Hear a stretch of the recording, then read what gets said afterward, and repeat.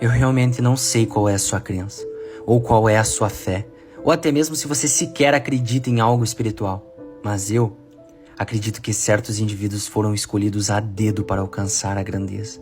Por isso, o dia 29 de janeiro de 1966 não foi um dia qualquer. Nesta data, o cosmos decidiu o destino de um bebê, o qual seria mudar a história de seu país para sempre. Romário de Souza Faria.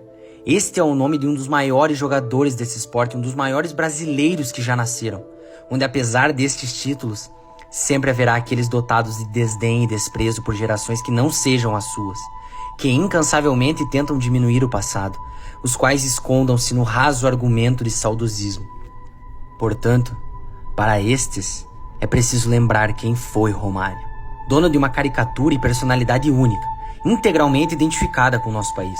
Ocorre que muitos confundem a marra e a confiança com arrogância. Apesar de ser uma linha tênue, há uma grande diferença. E essa diferença pode ser desmistificada pelo baixinho. Afinal, que outro jogador de nossa história é amado por torcidas rivais do Rio de Janeiro? Como um homem tão arrogante poderia alcançar tal feito, tamanha idolatria? Evidente que foi mais vitorioso por um ou outro, mas cativou de certa forma uma união entre as maiores rivalidades do nosso país. A personalidade do baixinho chega a ser algo difícil de explicar, pois jamais se teve precedentes semelhantes na história. Afinal, ele falava que não treinaria porque não precisava. Falava que não iria voltar para marcar em nenhuma circunstância. Falava que queria receber todas as bolas no ataque. E não se preocupem aqueles que não simpatizam com esse tipo de postura. Na época ele também tinha críticos, mas o final acabava sendo sempre o mesmo. Romário silenciava a todos. Afinal, os meios são justificados pelos fins. O que exigir de um homem que, quando necessitado, sempre correspondia? Mais que isso, surpreendia. Nos momentos mais decisivos, nos momentos mais tensos, ele sempre comparecia. Nos grandes duelos, nos maiores clássicos, a figura desse baixinho contrariava toda e qualquer lógica, engrandecendo-se tanto que tornava-se um gigante. Aliás, tal mística não se limita somente ao nosso país. Afinal, no PSV da Holanda marcou 128 gols em 145 jogos. Artilheiro em 4 competições diferentes dos Países Baixos. Desempenho que o fez desembarcar no Colosso de Barcelona, representando uma das maiores e mais meteóricas contratações da época. E logo na sua estreia na La Liga ele já marcou 3 gols.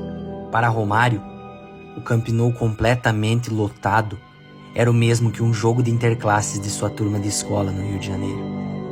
Necessito também lembrá-los que o Baixo viveu o auge durante toda a sua carreira, contrariando muitos paradigmas da época. Afinal, logo após de ser eleito o melhor jogador do mundo, ele retornou ao Brasil para jogar no Flamengo, no ápice de sua carreira.